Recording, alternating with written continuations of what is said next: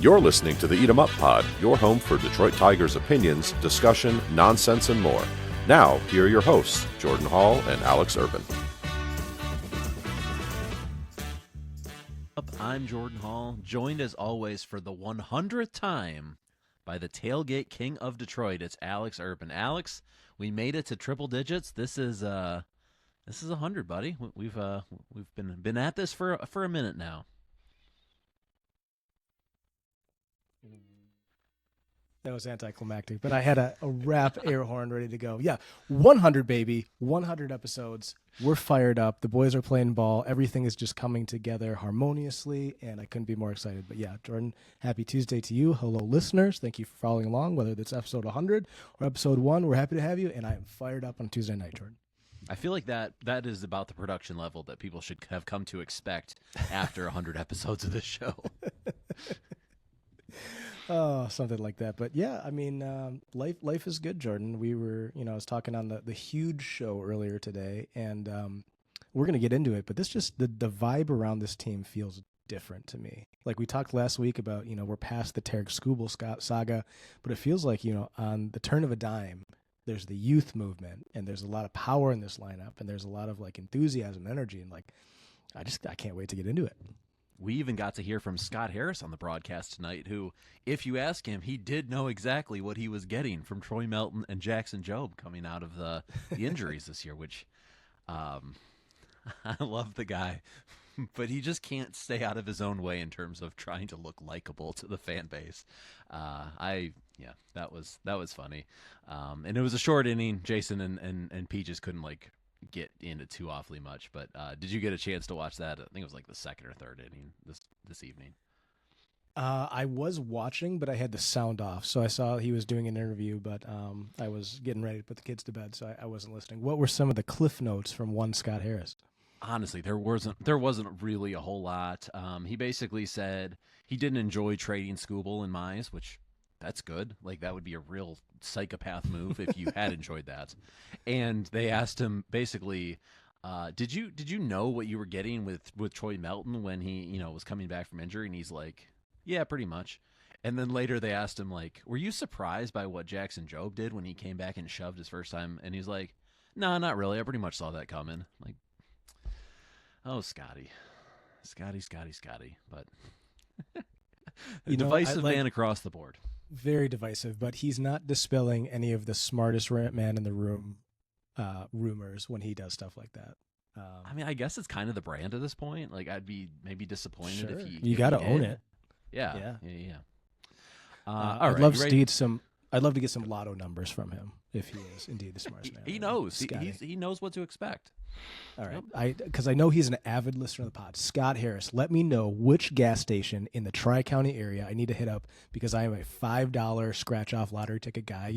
Slip it in the family card when you're giving somebody a card. We're a big scratch-off lottery ticket family. Tell me how I'm going to hit it big because I'm trying to snowball myself into buying this organization from Chris Ilitch, and I got to start somewhere. So I feel like he's got the know because he just knows everything. But yes, I digress. If that is your plan, I gotta think that the first play isn't lottery scratchers. It's to own a Little Caesars franchise. No, like that's the barrier to entry, and then from there you maybe get 2 or 3. Maybe add in maybe a Dairy Queen, and then all of a sudden you've got Chris Ilitch money, and you can buy it from him. I got to get the seed money or the sauce money, if you will, Jordan. So I got to start somewhere. Definitely. Bite. Yeah, we'll collect our earnings from this pod, and that can be the first installment. I'm into it. Damn it, I'm in, Jordan. You ready to talk some ball, Alex? Let's talk ball, Jordan. So I don't know if you guys have noticed, but things have gotten a little interesting. As we sit here on Tuesday night, it is 8:40, and the boys are in the bottom of the 7th with the lead. But coming into the game, they were 3.5 back in the division, with just the one team to jump, being the White Sox, and then a 1.5 back in the wild card, with again just the one team to jump, being the Rangers. We also have the tiebreaker with the wild card with Texas, should that come into play. But all of a sudden, there's kind of not really a reason to think like they aren't going to make the playoffs, which is bananas considering on last week's show we broke down the trade deadline in which we traded the best pitcher in baseball. Make it make sense. Things happen so quickly. I mean, it was a couple weeks ago you asked me the question if they could make the playoffs, and I said no. And I'm right with you now, Jordan. I have the expectation that they're going to do this thing, and it's starting to feel like shades of 2024. I mean, they have much better statistic chances to make the playoffs now than they did at the 0.2 chance. But the way that they're playing baseball is just so refreshing to me. And as I kind of mentioned in the open, like, it just feels like a different team to me. It's led by the youth movement. They're starting to have a better offense than even, if I may, in the Miguel Cabrera years. I mean, they had that month where they're hitting more home runs than they ever have before. And the starting pitching has been immaculate, Jordan. And I don't, knock on wood a little bit here, the bullpen has looked a little bit better too. And they've got some reinforcements on the way. So it's gone from possible in my mind to now probable that they are going to make it. I know they are less than 50% odds, not a betting pod by any means, but of course. I mean, how can you bet mentally against this team right now with the way they're playing? I mean, they are playing some of their best baseball in front of our very eyes at the opportune time in the season, in my opinion. And this is the biggest two series in the season, in my opinion. And the way they're looking right now is great. So I want to hear your thoughts, how you're feeling, your confidence level, because when we talked that last time, I said no, but you all along said yes, you think they're going to go to the distance and make the playoffs. I mean, that was just pure blind hopium. I'm more than willing to ride that until the bitter end. But I always felt like I just came back to the rest of the teams that we're competing with kind of suck. Like, they're not actually good teams. I'm not saying that they won't end up keeping us out of the playoffs. That is certainly a possibility. But there is no team, the Rangers, the Guardians, the Twins, the Orioles, like, none of these teams scare me so much that I don't think that we can figure it out beyond that. Obviously, the bullpen has had its issues. It's looked a little bit better recently. But you can't tell me that none of those teams don't have a glaring weakness too. So it kind of is all in who is doing some of the other aspects of the game better, and it's hard to say that anyone is doing the hitting and the starting pitching better than we currently are. The really nice thing, up to 6-2. Let's go. There we go. The nice thing with with the rest of the schedule is, including tonight, 7 games left with Cleveland, 7 games left with the White Sox, and 6 left with Minnesota. Obviously, you have to win those games. Those are not easy games. They're divisional teams that we've seen a million times. But the opportunity is at hand that we don't necessarily have to rely on other teams to do our bidding.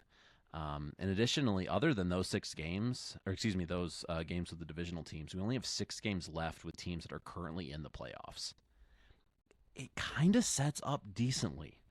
Again, you have to win those games. We just saw in San Francisco. They're a terrible team, and it kind of took some good ball to beat them. You have to win those games, but it sets up really nicely.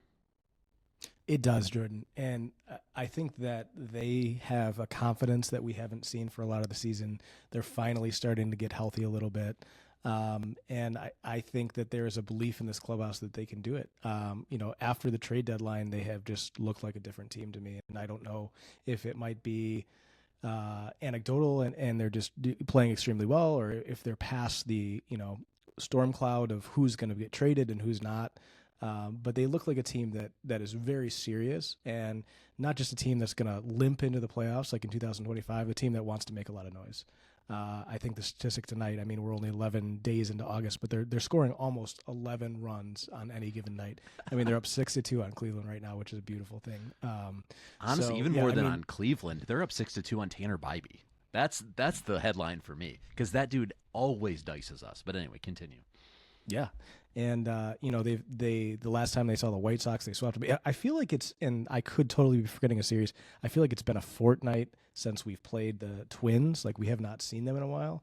And I know they're a little bit hot right now. But of the divisional teams right now, I'm putting my money on the Tigers to not only get to the wild card, but to take this division, Jordan. It's time to take back what is the Tigers. It's time to right the wrongs of last season and go get this thing. Let's do it. Yeah, absolutely no reason that it can't happen. Not saying it will, but there's absolutely no reason that it can't happen. Yeah. And one thing that I mentioned on the Hughes Show earlier today, Jordan, that's really promising for me, despite the offense playing as well as they are right now, Riley Green has been ice cold. Left the game tonight after getting hit in the shin. He was able to round the bases, so you hope it's precautionary. But if you're talking about a player of Riley Green's ability, and we all know he's streaky, he's been on a cold streak right now, but if you can get him to heat up a little bit, watch out, because I don't think there's another pitching staff in the American League that can handle this offense if they stay hot like this. It's not going to stay this good for the rest of the season into the playoffs, but it is promising to me that they've got him heating up right around the corner if one of these other guys who are extremely hot falls off. So just a small tidbit in that note, but I did notice that one of their better hitters is cold, despite them absolutely hitting the cover off the ball lately. Yeah, definitely. I feel like Cole doesn't even quite cover it. He's been abysmal. And I don't want to say it hasn't mattered, but it largely hasn't mattered. So let's get into the road trip. I really don't care that we played 3 of the bottom 7 teams in baseball. Winning 7 of 9 games on the West Coast against anybody, especially the way they did it was really, really impressive. Outscored the 3 hosts 67-17 over the 9 games. I can't remember. I mean, obviously, we've been watching this team a long time, and frequently we don't necessarily stay up for the West Coast game, so I could be forgetting road trips altogether. But I can't remember a road trip that felt as like every night is must-see baseball, and you just go out there expecting to win against teams that largely have had our number over the last, I mean, basically forever. We've historically never done overly well on the West Coast.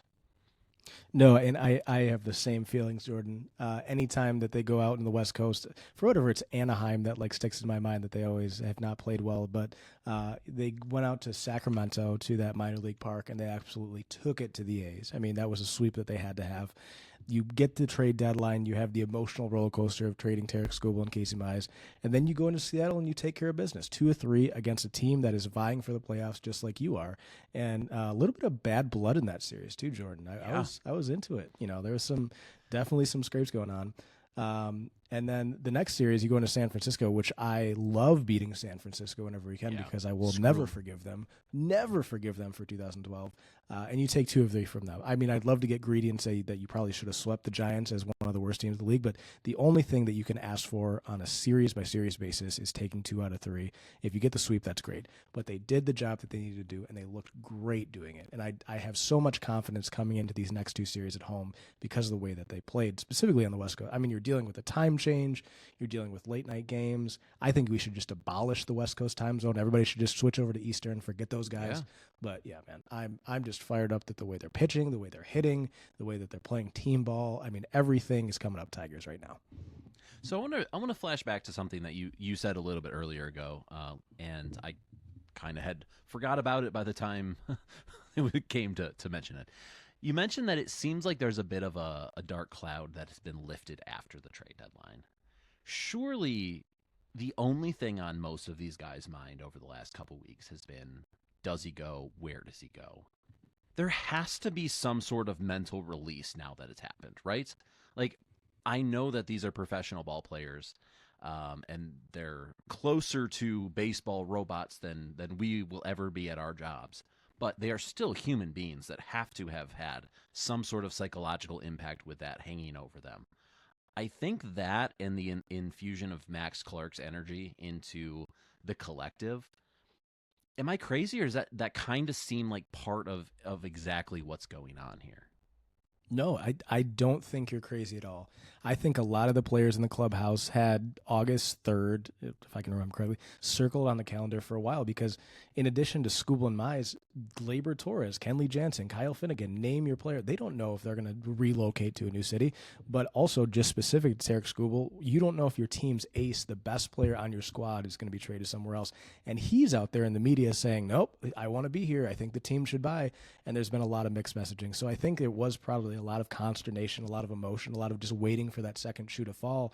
And now that they're past it, they can just focus on baseball again. They can tune out the outside noise and just go out and play. And I think the demeanor of the team that I'm seeing right now is just refreshed and ready to get after it. And they don't have to worry about the trade deadline anymore. We're past it. Just get after it. Right. And honestly, like as I'm a fan of Tarik Skubal, I know a lot of people are upset about the way that things went down. I think he's a tremendous pitcher. I think he's probably like a nice guy. He always spoke well about the city. I thought he carried himself very well. I'm happy for that saga to be over in any capacity. If he was still here, it'd be great. Obviously, we'd love to have a pitcher of that capacity, but also it has turned into somewhat of a sideshow. So I think you are absolutely correct. You get up a kid like Max Clark who infuses some youth, some energy into the lineup. You get some of these other guys playing ball, and you don't have to worry about what comes next. Just play on a game in, game out basis. And they're playing with a lot of confidence right now, and that's all we can ask. Yeah, it just seems like the game is coming easier to everybody, and Yes. it was not an easy road for the last. I mean, obviously they had played well since June 1st, but not an easy, at least emotional road between here and there. So, like you say, we rolled into Seattle, a team that was one of our direct competitors for playoff spots. We kind of beat them up. In game one, we had a big third inning and added on late. Brian Wu was pretty brilliant in game two, is what it is. He's awesome. He's so good. He's so fun to watch. And big first and continue to add in game three. I am a very big fan of early scoring, and I think I've always thought it's crazy to me how much maybe vibesy is the right word of this team. It's a vibesy team that a lead does wonders in the dugout, and being behind is more killer than you would hope. And the fact that they've had as many games recently that they've been able to get themselves out to big leads early, I feel like that has been maybe just as big as the Skubal thing in letting some of the momentum build. Yeah. I think you hit the nail square on the head, Jordan. This is a team that strikes, and they strike early. And when they have a lead, despite everything that we've said about the offense, lately, it's been big enough where they haven't had to worry about it too much. But they like playing ahead, and it seems like they get discouraged when they play behind, as you said. But vibesy is a great word, because in previous years, we would gripe about, they'd score a couple in the first 1 or 2 innings, and then it would be bupkis for the rest of the night.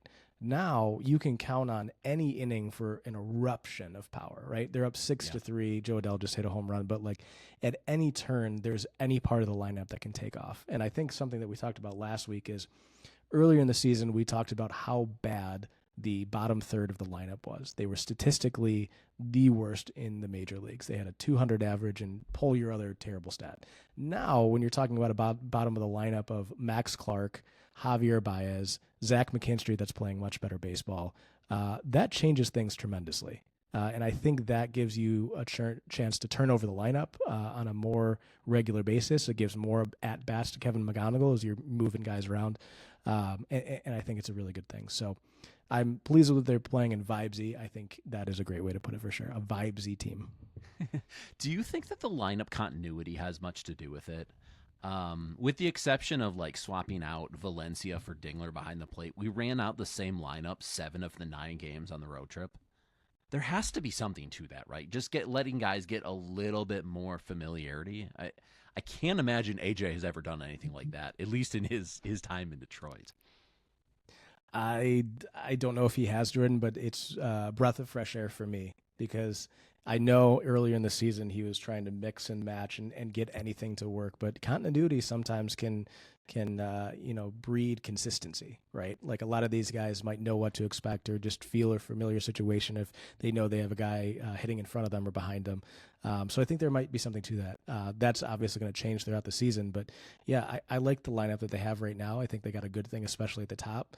And as I mentioned, like I'm very pleased with the second half of the lineup and how they're starting to finally come around. And, honestly, Kevin McGonigle's hitting leadoff most nights. I think 7th is a perfect place for Max Clark to continue to get his feet wet. He is a kid that is going to impact the game with more than his bat. I think we're going to see in the next couple of years, the kid flies out of the batter's box. He flies around the base paths. I don't think we've had an opportunity to see him steal once, but if you were talking about an electric factory like Max Clark hitting in the bottom of your lineup, I think good things are going to happen. So he's unlocking a lot of things for this team. We miss Jake Rogers, love Jake Rogers, but Eduardo Valencia's got a big stick coming off the bench.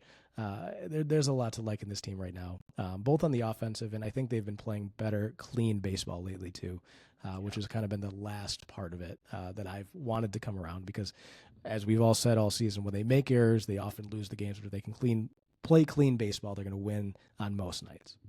And they're the kind of team that you look at the people out there. There's not really a reason they can't play clean baseball. A lot of the guys are limited in terms of range or arm or whatever, but all of them are relatively dependable. If the ball gets hit to them, they're going to field it. It was surprising the extent to which we did not play clean baseball earlier.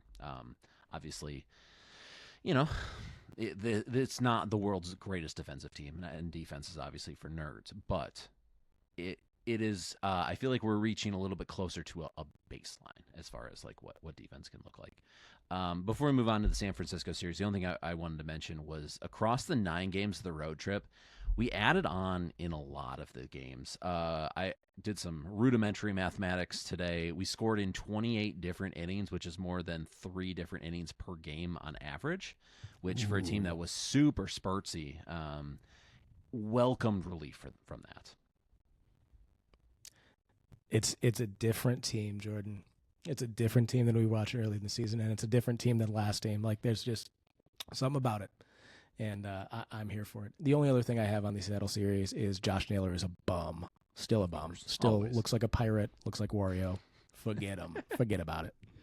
It'd be nice to just not have to deal with him anymore now that he's not in Cleveland anymore, and yet he just keeps ending up in our face. No Can't thanks. stand him. Wish we had him on our team, but I can't stand him. Yeah. I mean, definitely. I would get over myself in a hurry if he was our first baseman, but he's not, so I won't. All right, let's move to San Francisco. That is not a very good baseball team, and I'm not going to convince you otherwise. But like I said, it took some pretty good ball to beat them in San Francisco, and the boys were up to the task. The one thing I will say, and I feel like every time we go out there, I always think this. That is such a gorgeous park. I feel like that is always underrated, but it should be higher on my list of like the park I need to get to because it looks awesome. I think we might have to go, Jordan. I mean, what's a Yeah. quick trip out to San Fran? No, I agree with you. It's a bucket list of mine as well. But as frustrated as I was on that during that first game because they left a billion runners in scoring position and they just couldn't get it done, they did everything they needed to win the next 2. And again, as I mentioned earlier, that's all you can ask. And they had to have it. Like, these are the games, and I tweeted from the show account that I thought the pitching matchups for this upcoming series with Cleveland weren't in the Tigers' favor, especially working with Tanner Bybee to start off, who's essentially owned the Tigers. He's got like a 1 ERA. But regardless of what the matchups are, you just have to win these games at this part of the season. Whether you're playing the number 1 seed or you're playing the San Francisco Giants, which are having one of the worst seasons, you have to go out and you have to find any way possible in the games. And it took any way possible to win the next 2, but they did. And there's been years in the past where they've walked into some of these theoretically easy series and they've dropped the ball at the worst opportune time. But they're just continuing to play great baseball. I know we're going to get into the next 2, but yeah, these were 2 games that you had to have after dropping the first one, and they took care of business. And that's really what has gotten my attention is being able to pull out wins when they absolutely have to have it. Obviously, they have one of the best records in baseball since June, but I hate to say it, Jordan, a little bit of that gritty Tigers feel like A little bit. I do have some numbers for you from game 1. You mentioned how frustrating it was. The boys left runners in scoring position 6 times in the game, which I don't know if you remember. The game is 9 innings, so that's most of the innings. And that includes 3 times that we left them in scoring position with less than 2 outs, which was so fun to watch. I like that you have here, it happens. It doesn't make me like it anymore, and it makes me like just, punch the air at home. But you're right, it does happen. It's only 1 game. It does. But fast forwarding to game 2, it made me forget about the previous night's game pretty quick. And that was Jackson Jobe just absolutely breathing fire on the mound against Landon Roop. We didn't mention on the show last week, but we went up to West Michigan for Jobe's rehab assignment, what would be a week ago Sunday. And the gun there had him anywhere between 93 and 94 all game. And I'm thinking to myself, like, yikes, that's not what I'm wanting to see. Then I got to the end of the game and I'm like, you know what? I don't think anybody hit higher than like 94 on the gun. I wonder if the gun is just broken or off. And then the first inning happened on Saturday. It's like, yeah, I think the gun was problematic because he was throwing absolute BBs. It's hard to, I don't know. It's hard to describe the feeling of watching somebody that you know has put in so much time. And they interviewed him on Sunday, and he talked about so much time and so much mental anguish, which feels too much. He's a baseball player, like we're all playing a game here, but like so much mental effort and so much physical to get back in, and watch him go out there and just do what he was meant to do. That was really cool. And he mixed his pitch as well. He had everything working. I was really impressed with Job in that first outing. What did you see from him? The one word that I had was composure, Jordan. I think in his first couple starts, he looked like he was just trying to throw 200 miles an hour. He was fidgeting. He was walking around, deep breaths. He just looked like the moment might be a little bit too big for him. Now it looked like he was well in control. He was in control of his pitches. He was in control of his emotions, and he could just go out there and pitch. And boy, did it look good, Jordan. I mean, it was his first start in, 15 months. I know he's not going against the 27 Yankees, but, as Brad Penny used to say, the guys on the other side drive Mercedes too. So I was very, very pleased by that outing. I was fired up by it. And if you're talking about filling a giant hole that Tarik Skubal left in the rotation, we're looking and feeling at the current state pretty good by Troy Melton and Jackson Jobe. And that was just tremendous. I liked the way that all of his pitches were looking. He was blowing by guys. And again, I think he even went in the game longer than I expected. I thought he was going to be on a lower pitch count, but he was pretty efficient overall, and he looked nasty. I know the fastball is still a little flat, but there's a lot for Chris Fetter to work with this kid, and he's got a great pedigree. Yeah, definitely. Took a long time for the boys to figure out Landon Roop, and then he ended up walking the bases loaded. And I text you when this happened. They took him out when he loaded the bases, and he was pissed. And then the reliever they brought in walked in a run, and Roop looked apoplectic in the dugout. Like, how could you do this to me? As if he hadn't himself walked the bases loaded. I really got a chuckle out of that. I enjoyed that. That was really funny. He was trying to wave off the Giants manager from getting pulled out of the game. Like, he wanted to finish that. And I was very impressed by his day as well. The Tigers could not figure him out until the very end. But I did think that was pretty funny too. Yeah, and he looked like he could shoot Superman laser beams eyes out of his eyes and melt that relief pitcher that came in after that walk. He was incensed. Oh, boy. Then we exploded for 6 runs in the 7th.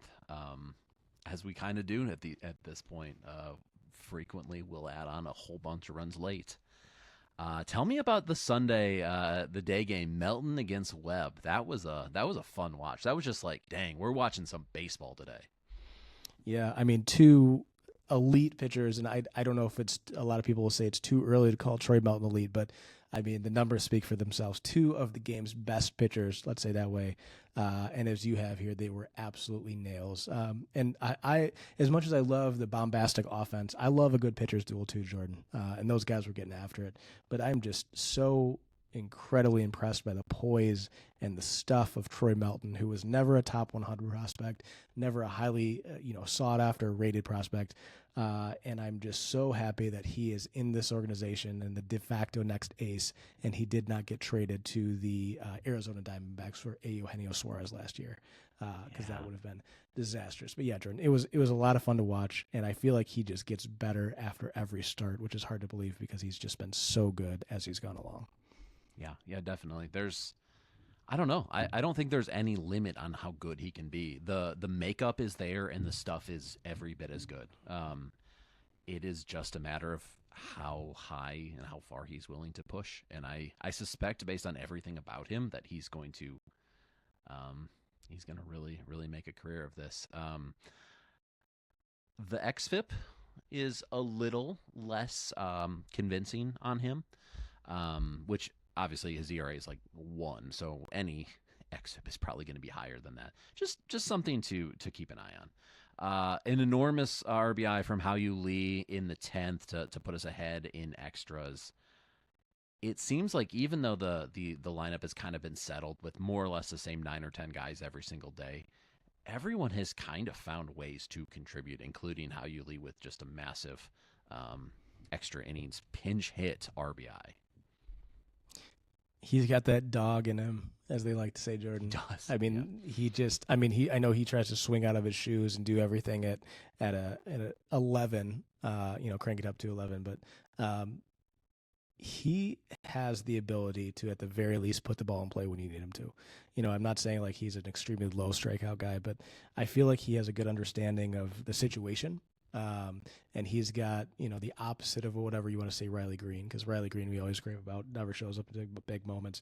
Hao Lee has had some really big moments this season as a rookie year, and in some, sporadic starts, and he hasn't got as much playing time recently because Colt Keith has really come on and Gleyber Torres is here, but he has made the most of his opportunities. And I don't know, just something about it, Jordan. I had a really good feeling when he grabbed that bat in that 10th inning. I was just like, I think he's going to get it done.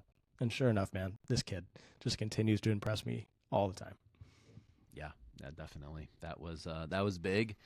And I mean, it still would have been a successful road trip had they dropped that game, but it was one of those games that felt in the moment like you got to have this one. I mean, at this point, every game you got to have, but we had to have that one. And a bench guy that didn't start the year on the roster came up with the big hits. I want to jump back to 7-8-9. We mentioned that a little bit earlier, but 7-8-9 in the order has been enormous. Max over the road trip, 297 with 867 OPS.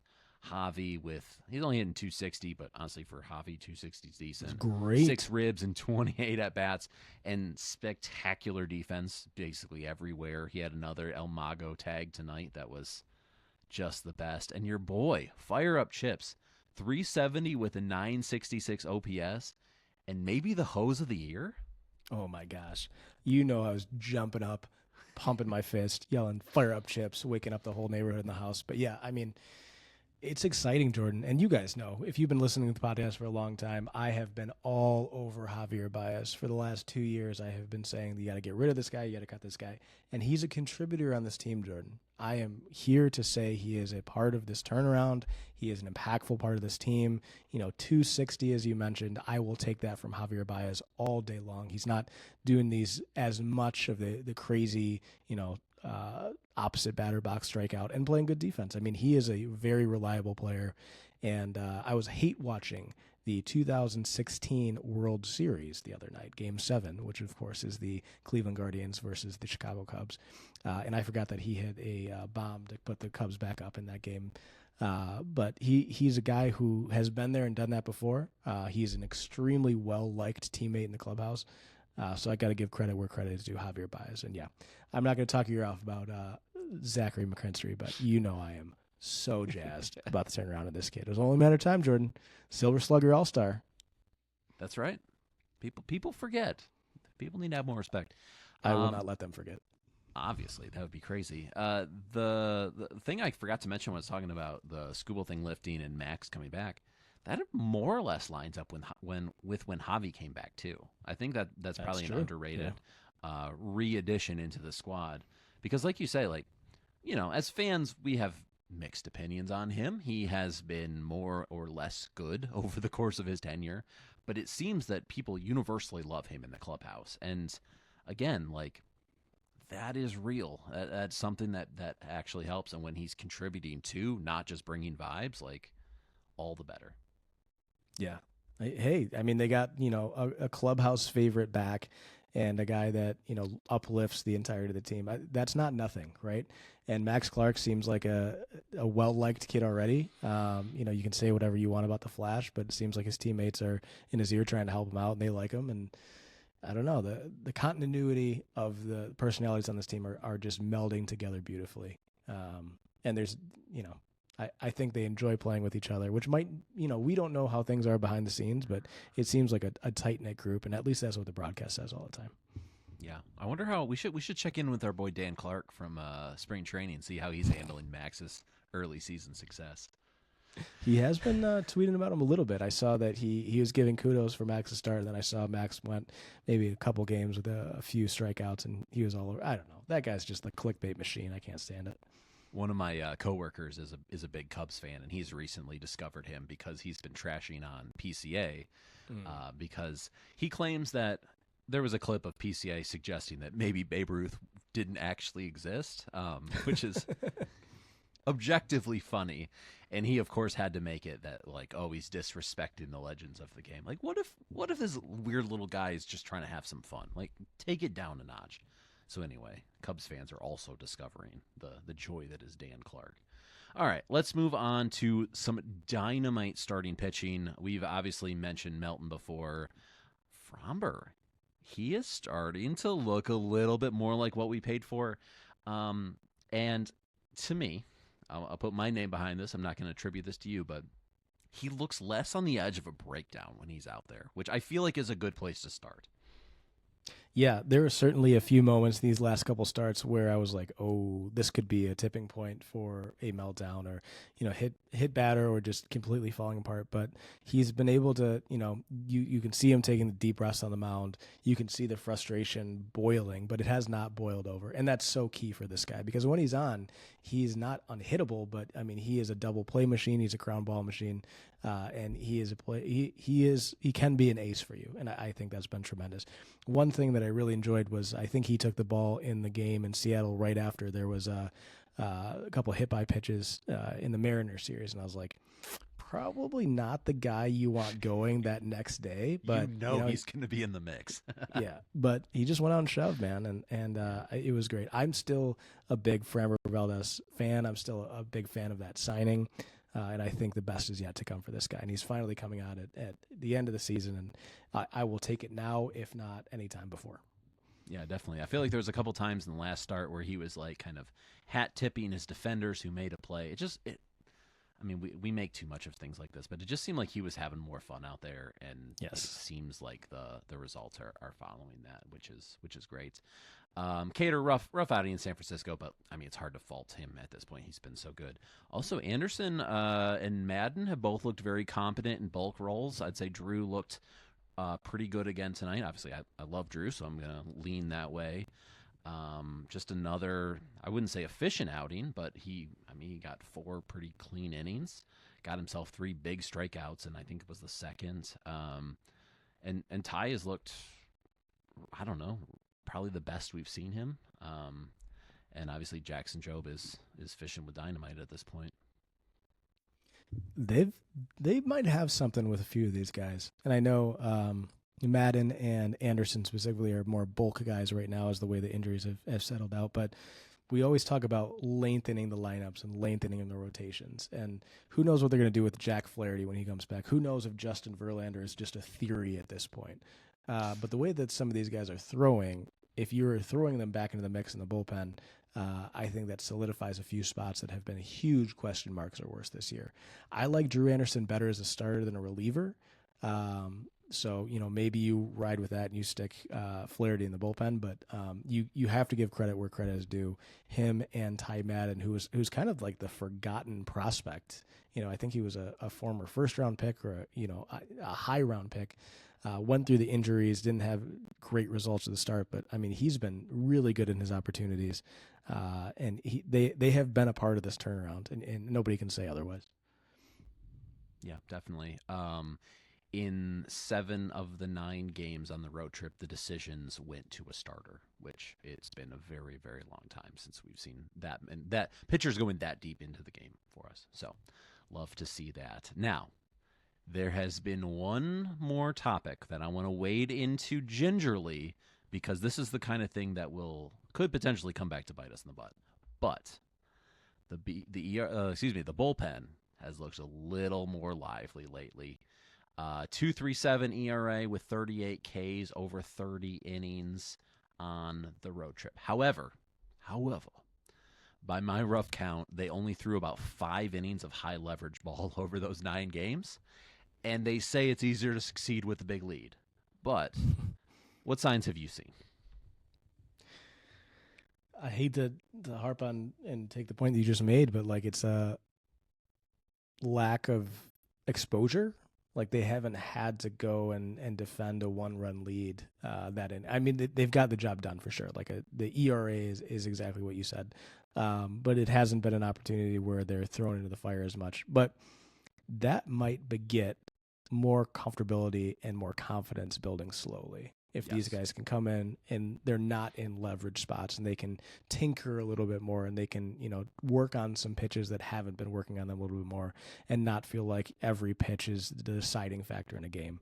And I think that's great. And I know you're going to get into a few guys here, but I have to give a shout out to Kenley Jansen from the other night. I mean, we have been extremely critical of this guy.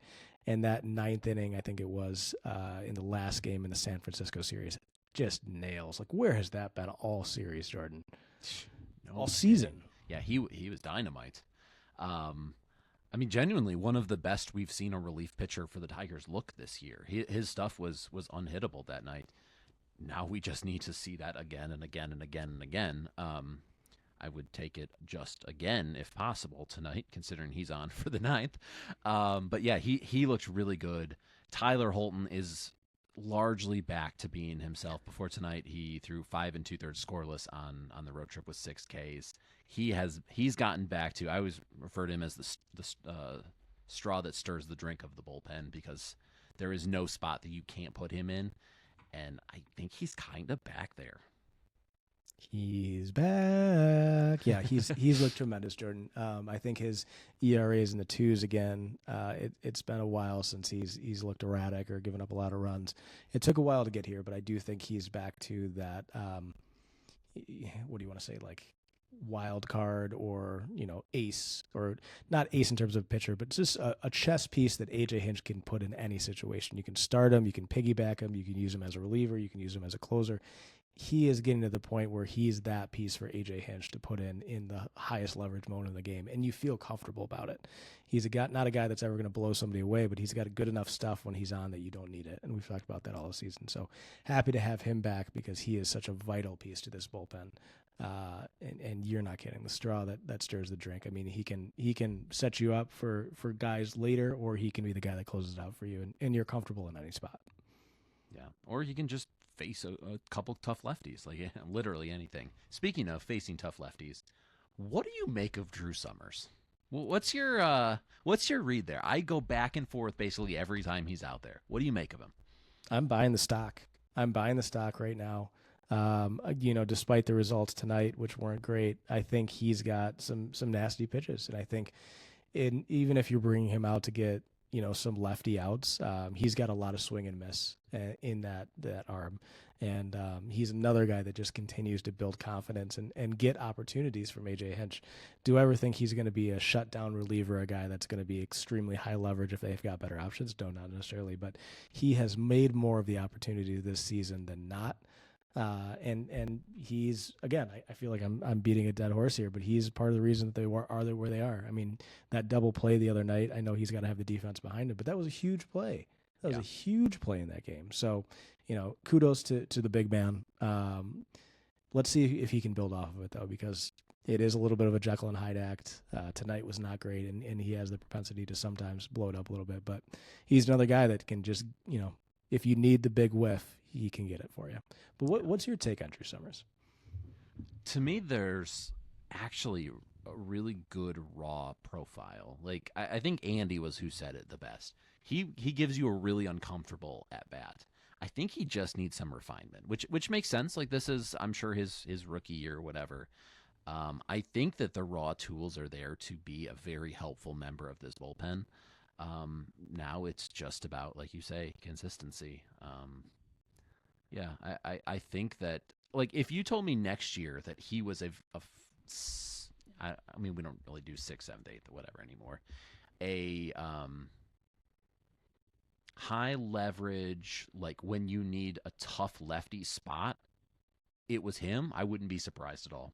If you also told me he was no longer on the 40-man, I would probably not be surprised at all either. But yeah, I think that this is stuff that, like, if he really applies himself this winter and comes into spring next year, I don't think there's any reason he can't factor in pretty big to the bullpen. next year. He just needs to continually sand down some of the rough edges.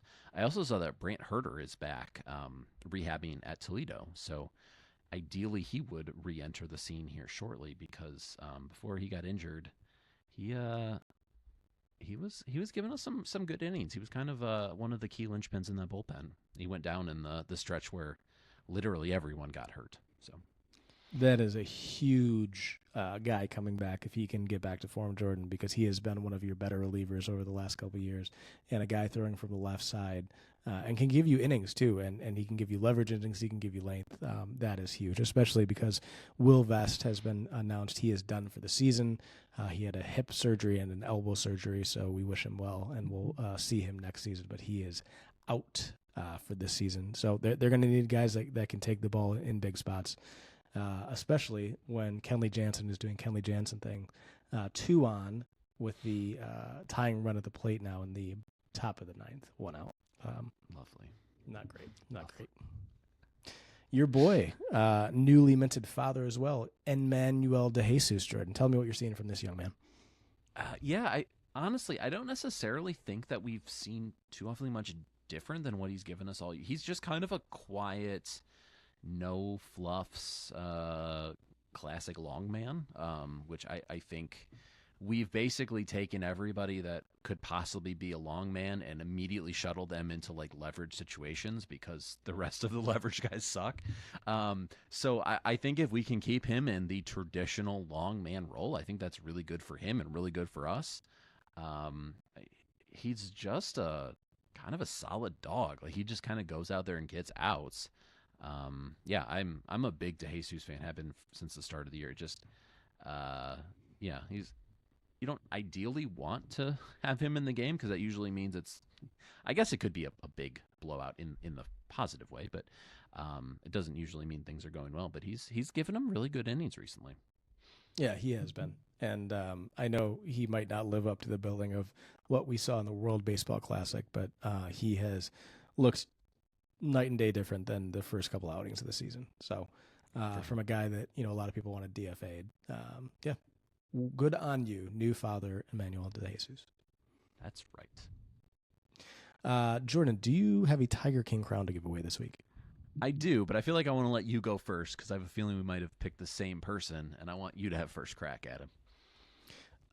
Okay, mine is Troy Melton. Okay. Troy Melton, Jordan, I am just continually impressed by on a night in, night out basis. I'm going to pull up the numbers here really quick. On the season, he's 7-1 with a 1.46 ERA, 69 strikeouts, and good for a 0.90 whip. He has just been, he's everything that you've ever asked for from a Tigers pitcher and more. In 80 innings, he's got 69 strikeouts, which is really nice. He's, it seems like a tremendously nice kid, soft-spoken, maybe a little bit of a goofball. And let's not forget, he was a 4th-round pick, 117 overall from San Diego State in 2022, an unheralded prospect out of college, and he has just climbed the ranks to be one of the best pitchers, not only in the American League, but in all of baseball, Jordan. And if he had not gotten hurt and he was putting up these same numbers, he would be solidly in the Cy Young conversation, and I will not be surprised if he gets some votes. Kenley Jansen just loaded the bases with, I think, a hit and 2 consecutive walks here. So let's not blow this up. But yeah, Troy Melton, great. Love it. Who's your Tiger King crowd, Jordan? Mine is Zach McKinstry over the last week. Oh, yeah. 412 with an OPS north of 1100, another 4 walks and 2 hit by pitches. He has been an absolute spark plug at the bottom of the order. I feel like he just gets that thing turned over back to McGonigle and the crew so well. And as we mentioned, an absolute hose from right field to keep the score where it was on the day game on Sunday. Fire up. He really, really has kept this offense ticking over.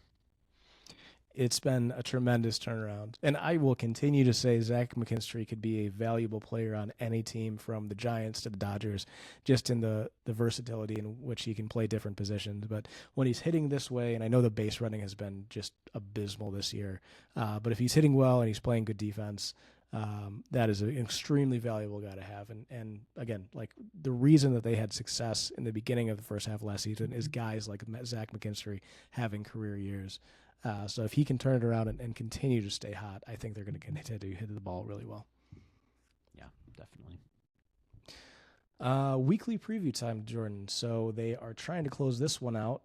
Joe Adele, newly minted Guardian, just hit a sacrifice fly, so just need one more out here. So let's look at the next 5. They got 2 against Cleveland and then 3 against the Pale Hose. What is your record prediction for the next 5? I mean, this is the time. This is moving day. So you got one trip through the rotation. I don't know. I'm not betting against any of these guys. I think 4-1. I think this is a statement week. I think we get to the end on Sunday with you in the house, and I think we're looking at the chance to really put some distance potentially between us and the other contenders in the wild card, and ideally be right there with Chicago at the top of the division. What are you at? Give me 4-1 as well, Jordan. Let's get after this thing. Let's send these Guardians and these White Sox home feeling sorry about themselves. But let's start by getting the dub tonight, because this is getting dicey here. He cannot find the strike zone at all. Jansen. Awesome. That's what I'm hoping for. About to walk the bases loaded again. Although I guess he's got a base open. Yeah. Do you want to go down on the farm, Jordan? Yeah, I prepared a bunch of 40-man options for September, but maybe we get to those next week. I think we're running a little bit long. The one story I did want to bring up is Josue Briseño moving up to Toledo. He hit 297 with a 1054 OPS at Erie over 17 games, 64 at-bats, 8 homers, 19 ribs. I feel like he's becoming more of a complete hitter. Obviously, he missed a ton of time. It just seems like the hit tool is starting to play up a little bit, and obviously the power is just ginormous. Kind of paves the way to potentially see him earlier in the season next year than maybe we were even thinking, which would be dynamite. They close it out? They closed it out. Travis Pizzana, former number 1 overall pick for the Guardians, grounds out to the second baseman. Let's go. Let's go. That's how you start it. Yeah. I am so excited for Briseño, Jordan. He has light pull power. I mean, this kid can just absolutely mash, and he's one step away. A lot of people, Jordan, are saying he's going to be in the mix for the starting first baseman job in 2027. I ask you the question: is that a little too rich for your blood? Or are you buying that stock? Are we talking out of camp? I don't see it out of camp, but I also didn't see McGonigle coming out of the camp as a starting shortstop either. I don't know. He missed so much time this year. I think that's my big thing that makes me think maybe not. Obviously, he's a little injury prone too. But I mean, Torque better be on his P's and Q's, because this guy is coming for him. This is an exciting bat in a way that, like, obviously we love McGonigle and Max. They don't necessarily have that just massive power tool like he does, and it's kind of one of the things that I like about that trio is they're all so different. But yeah, I'm be very, very excited to see him. I would love for him to just cease catching altogether. Let's move our sticks out from behind the plate, because who cares? Especially with Dingler there. But yeah, this is the future. Absolutely. And, we've been critical of Spencer Torkelson. Obviously, everyone knows the conversation around him, but he has quietly been playing better, Jordan. Over his last 30 games, he's hitting 268 with a 328 on base and a 446 slugging. Over his last 15, he's hitting 375 with a 431 on base and a 464 slugging. Good for 20 home runs on the season, 228 average, which honestly is much better than it was early in the season, and a 741 OPS. So as much as we like to moan and gripe about Spencer Torkelson, it's a good problem to have when you're talking about a top prospect potentially usurping a kid who's quietly having an okay season. I think he gets a little bit more hate than deserves when the actual numbers are being taken into account. Yeah, he was 1-1. I mean, that explains most of the hate. Like, people have different expectations for him, is what it is. So, yeah. Yes. I will say I think Briseño is your starting first baseman in 2028. Definitely. Yeah, I agree. You want to get us some listener questions, Jordan? Yeah, let's do it. All right. Nick Alampi wants to know, which 8 players would you have in an organization-wide home run derby and who wins?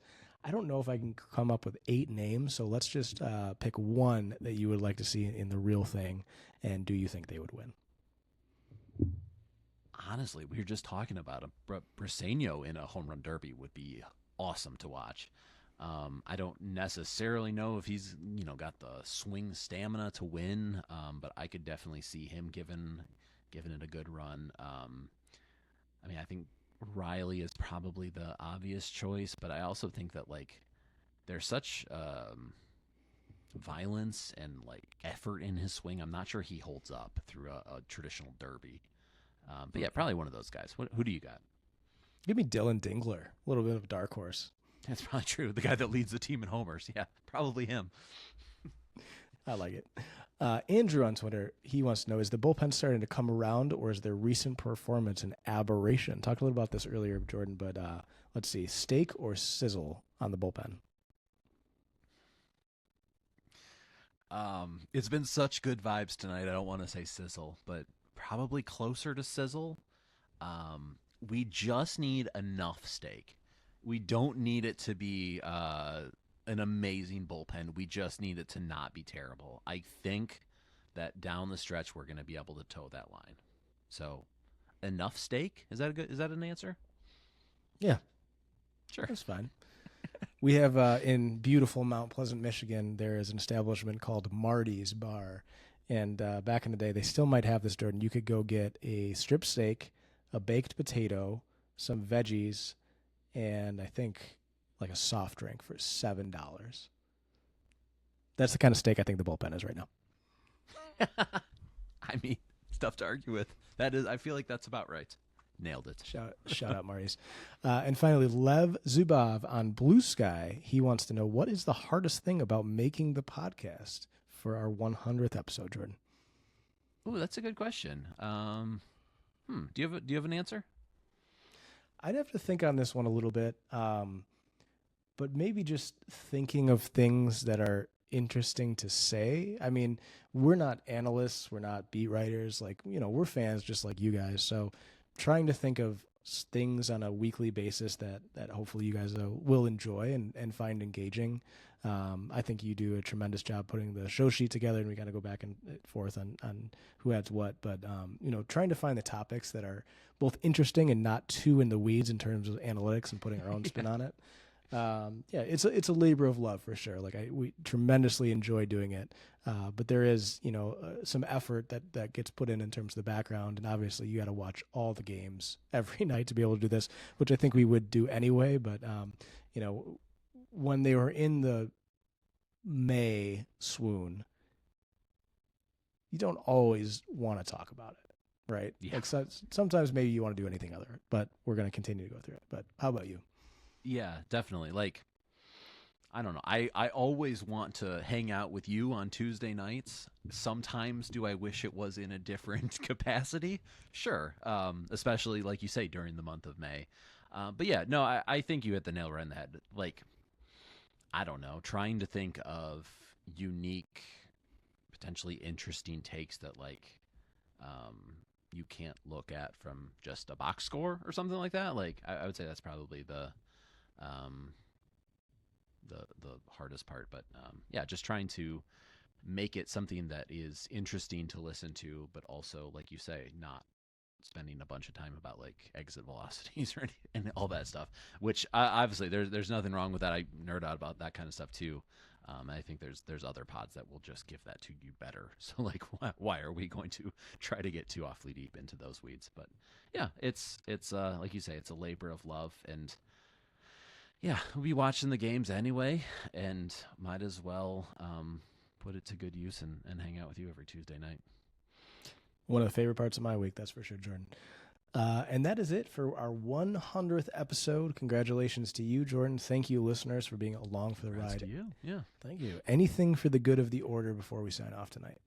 I don't know. Just a sincere thank you. Like, I'd like to think that we would do this if nobody is listening. I guess I don't know that for a fact, but it is a lot nicer when it's not just the two of us yapping at each other and like people are interested and engaged. And we've fortunately picked a really good couple years to start this back up. The Tigers have been interesting, good, bad, and otherwise for most of the 3 seasons.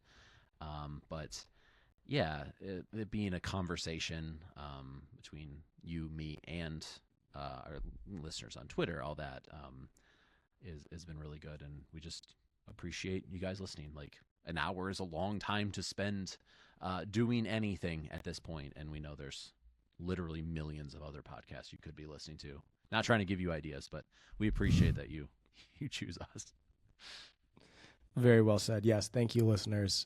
It's humbling to me that people care what we have to say. Like, truly, like I think it's so cool to interact with you guys online, and that you mention what you like about the show, and you mention what parts of the show you like. It's just really cool to me, because I've followed this team in my entire life, and I've been talking to friends about it for a while, and just decided to get in front of a microphone and to have people care and tune into what we have to say is I don't take that for granted. So a couple shout outs to give. 2 good friends that had kids for the first time. Jordan Borkert got to take his little one home, and his wife Miranda, so they're doing great. He's going to the Tigers game with me. He's a Guardians fan, but he's one of the good ones, and he'll cheer on the Tigers if they're not playing the Guardians. He is more than a Guardians fan. He's told me before he's an Arsenal fan first and foremost, then Guardians, then he's a Lions season ticket holder, so he's all over the place. And then John Gallo, another good friend of mine, he had his first child as well, so congratulations to John and Rand.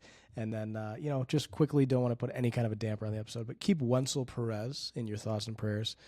He had that injury where the resistance band kind of snapped back at him during a workout in June. He fractured his orbital bone, which is right below the eye, and he has been pulled from his rehab assignment because he's having vision issues. So you hate to see that for a kid, and you hope that is not affecting him in the future. So heal up soon, Wenzel. That was tough to see. So thank you guys again. Yeah, it was. That's so, and not that any injury isn't annoying, but like, it's so fluky. It's frustrating. I feel bad for him, like you say. Yeah. And that's it. So thank you guys again for listening. Thank you, Jordan. New episodes every Wednesday as we continue this playoff chase together. We have a lot of fun on the socials. We dunked on a Guardians themed Twitter account the other day that did quite well. He tweeted some snark. Tweeted some snark, I believe, back in June, saying like, "Oh, the Tigers won 2 games in a row. They're only 11 games back of the Guardians. Don't count your chickens too early, ladies and gentlemen." New episodes every Wednesday, so we have a ton of fun on the socials. You can follow along at Eat 'em Up Pod. Jordan is at Hosted by Jay Hall. I am at AUrban91. Always taking listener feedback. We are going to try to get more guests in the mix as we go along here. eatemuppod@gmail.com for listener feedback. Go ahead and subscribe. And thank you for some of the recent listeners who have given us 5-star reviews, Jordan. Definitely will always give shout-outs to those people who did it. So if I can pull that up real quick, because I promised myself that I would. A couple new reviews here, Jordan, from Stabski. I look forward to the dudes sharing in my misery and getting pumped up about all things Tigers as we go through this roller coaster season together. And then from Crime Junkie, the title is I Am 12 and my favorite team is the Tigers. And he says, before you ask why, my parents were born there, and why wouldn't you like the Tigers? So thank you very much to Crime Fair Junkie enough. and Stabski. Also, I'm not sure that I'm comfortable with a 12-year-old with the username Crime Junkie. What's going on there? If Crime Junkie, if you're out there listening to this, let us know. He's got to be into one of those podcasts for sure. But if you want your 5-star review read out loud on this pod, just go ahead and leave one. So thank you guys once again. On behalf of Jordan Hall, I'm Alex Urban. Go Tigers. Go Tags.